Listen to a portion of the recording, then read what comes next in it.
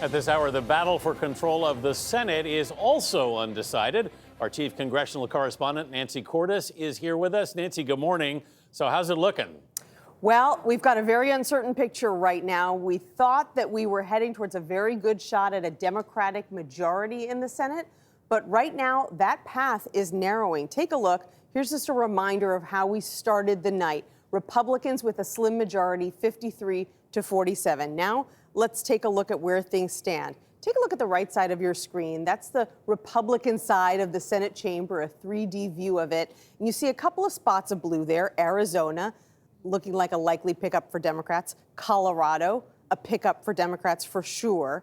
And now take a look at those few white desks on that right-hand side. There are still 4 seats on the right-hand side that have not been decided, and Democrats need to win at least 2 or 3 of them to take control of the Senate. So we'll take a look at those one by one. First of all, there's North Carolina.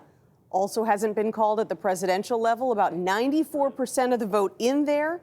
And you've got Tom Tillis, the incumbent, with a 2-point lead. So we can't call, that's right. First, Cunningham had a pretty good lead. Yeah. He did. And this is just an example of Democrats underperforming all across the country, looking a lot worse than the polls had showed them. We can't say for sure which way this race is going to go. There's some very important data that's still not in, but that's a tough race. That is far from a shoo-in for Democrats. So then let's go to Maine, where Susan Collins, despite the polling, has a lead at this hour over Sarah Gideon. Now, only about 66% of the vote has been counted there. They are just slow. And there is another problem in Maine, which is that they use something called ranked choice voting. If no one gets to 50%, and if you take a look here, Susan Collins is at 49.5% right now. Yeah. If nobody gets above 50%, they ship all the ballots to Augusta, and they look at what people's second choice was for Senate.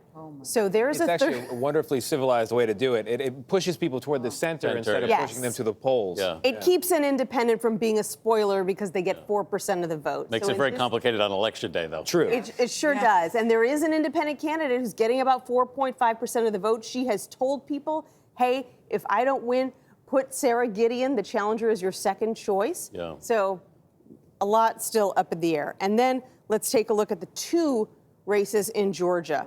Just like the presidential level, we can't make a call here yet. David Perdue with a lead over John Ossoff with about 91% of the vote in. And then this other Georgia race is definitely going to be going to a runoff in January. So the question now is whether you got 2 races in Georgia going to a runoff or 1. But either way, it looks like I'm headed to Buckhead for the holidays. I was going to say, you have more work to do, Cordes. There was a phrase that you used a couple times there, despite the polls, and I think we're going to be using that a lot in the days ahead. Oh, and I just want to point out something to you really quickly. Look over here on the Democratic side of the ledger. Michigan is now a toss-up for the incumbent Gary Peters. If Democrats can't hold on to that seat, their path to the majority closes almost entirely. Again, despite the polls, we're going to be having a bigger conversation about that in the days ahead because this thing is tight at the Senate level and also the presidential level, tighter than a lot of people thought. Yep. All right, Nancy Cordes, thank you very much.